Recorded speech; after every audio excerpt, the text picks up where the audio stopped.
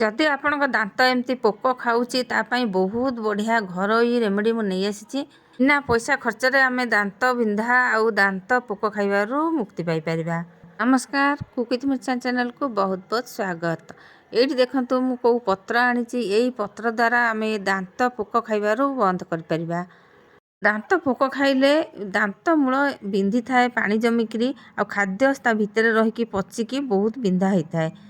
आस्ते आस्ते केतेबेले दांत पोक खाई जाए से जमा जना पड़ न थाए पिलांकर हो बड़कर हो समस्तंकर आ से बहुत बिंधा हुए सही हुए से दांत पोक खाइबा बिंधाटा। यदि आम घरे छोट छोट उपाय करवा एमती यही छोट छोट प्राथमिक रेमेडी गुड़ाक आम आप्लाय करवा ताहले आम दांत पोक खाइबा किंबा जो इन्फेक्शन होची ओठ फोट सबू सेथुरु केमती मुक्ति पाई परिबा। सेथिपाई मु एठी एई पत्र को आनिचे पत्र को आगो धोईदेबा। जदि बहुत जोर फुला बिंधा होची ताहले मेडिसिन गोटे खाई दियंतु। जदि मेडिसिन बेसी खाइबा आम देह पई भल नुह। जदि सबु बेले बारंबार एमती बिंधुथबो बारंबार औषध न खाइकी आमे कोन करिबा एमती तुटुका तुटिकी जदि व्यवहार करिबा आम देह पई बहुत गुणरे भल। दांत पोक खाऊ किंबा पाटी इन्फेक्शन हो सेथिपाई आमर होम रेमेडी बहुत प्रकार अछि। यही पत्र को आमर नेउआ गछर पत्र बोली कहती कहीं कहीं सीता फल गछर पत्र बोली कहती।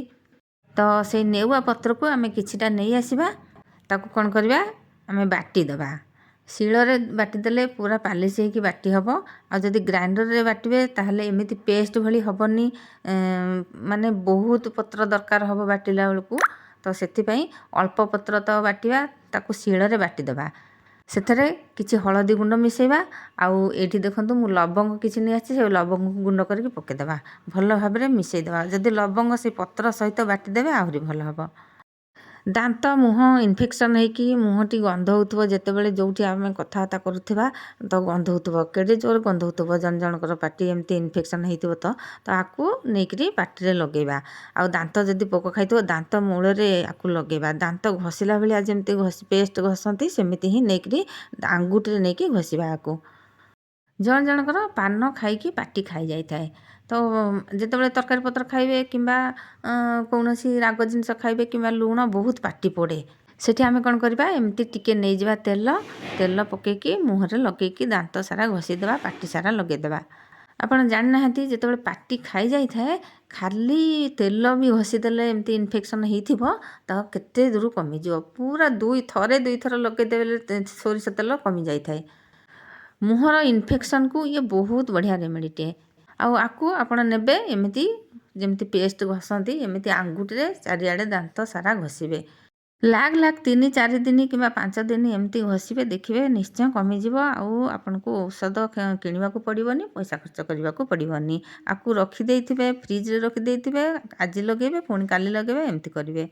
फ्रिज रु जेतेबेले आनिबे संगे संग ठंडा ठंडा जमा भी घसीबेनी।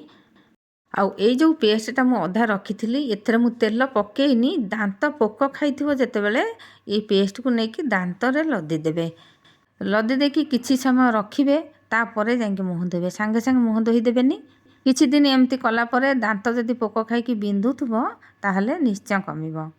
एटा हला प्राथमिक चिकित्सा आमे आकू चेष्टा करिबा जदि अति जोर हेई थाए तो बहुत जोर दांत खराब हो जाई थाए ताहले आमे डॉक्टर पाखु जिबा पैसा खर्च करबा आ मेडिसिन खाइबा।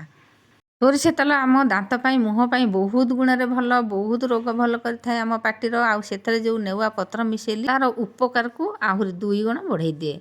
दांत तो पोक खाई जाइथिबो नुआ दांत तो हेई परिबोनी तार जो कष्ट होउथाए आमे से कष्टर मुक्ति पाई परिबा। आउ गोटे अति सहज उपाय करबा एठी नै जाउची देखंतु किछि हळदी गोटे चामच हळदी जदि नबा सेथरे चुटके लूण नबा आउ एठी देखंतु मु जेतिकी लूण नउची ताठू आहुरी कम लूण भी नेबे आउ याकू पेस्ट भली करदेबा दांत पोक खाउतले से एई लूण आउ हळदी को से दांत रे लगे देबा। और एठी देखंतु मु एठी चामच रे टिके पानी दउची बेसी पानिया हे गले पुनी दांत रे रहिबनी। आ पाटी जदि इन्फेक्शन होची लूण टिके कम करिवे लूण जदि न देले भी चलिबो खाली हळदी आ सोरिष तेल भी देकी पाटी गोटा जाक आंगुठी रे लगे देले से बहुत बढ़िया काम दबो बढ़िया भाबरे कमी जिवो। दांत जदि पोक खाइची ताहले दांत रे एई पेस्ट को लगे देबे एई भली एमती आंगुठी रे नेबे आ दांत पोक जोठी खाइथिबो सेठी लगे देबे। ବହୁତ ଦିନର ପୋକ ଖିଆ ହେଇଥିବ, ଦାନ୍ତମୂଳ ପୁରାପୁରି ଖରାପ ହେଇଯାଇଥିବ, ତାହେଲେ ସମ୍ପୂର୍ଣ୍ଣ ତ ଭଲ ହେଇପାରିବନି। ଯେଉଁ କଷ୍ଟଟା ହେଉଥିବ ସେ କଷ୍ଟରୁ ଆମେ ମୁକ୍ତି ପାଇପାରିବା। ଡକ୍ଟର ତ ସେ ଦାନ୍ତକୁ ପୁରାପୁରି ଓପାଡ଼ିବାକୁ କହିବେ। ଯଦି ଆପଣ ଓପାଡ଼ିବାକୁ ଚାହୁଁନାହାନ୍ତି, ବାରମ୍ବାର ଔଷଧ ଖାଉଛନ୍ତି, ତାହେଲେ ଏଇ ରେମେଡ଼ିକୁ ଆପ୍ଲାଏ କରନ୍ତୁ। ହଳଦୀରେ ଆଣ୍ଟି ଇନଫ୍ଲେମେଟରି ଗୁଣ ଅଛି, ଆଣ୍ଟିବାୟୋଟିକ୍ ଆଉ ବ୍ୟାକ୍ଟେରିଆକୁ କମେଇବ। ଗୁଣରେ ପୁରା ଇନଫେକ୍ସନ୍ କମେଇବ, ପାଟିର ଯେତେ ସବୁ ଇନଫେକ୍ସନ୍ ଅଛି, ଦାନ୍ତ ମୂଳ ଯେତେ ଇନଫେକ୍ସନ୍ ଅଛି ତାକୁ ବି କମେଇବ। ମୁହଁର ବ୍ୟାକ୍ଟେରିଆକୁ ଖତମ କରିବ ସମ୍ପୂର୍ଣ୍ଣ ଭାବରେ ଏଇ ହଳଦୀ ଆଉ ଲୁଣ। ସୀତାଫଳର ପତ୍ରକୁ ଲୁଣ ଆଉ ହଳଦୀ ସହିତ ମିଶାଇକି ପାଟି ସାରା ଲଗେଇବେ, ଆପଣଙ୍କର ସବୁ ପାଟିର ସବୁ ଯେତେ ସବୁ ସମସ୍ୟା ଅଛି ଦୂର ହେବ।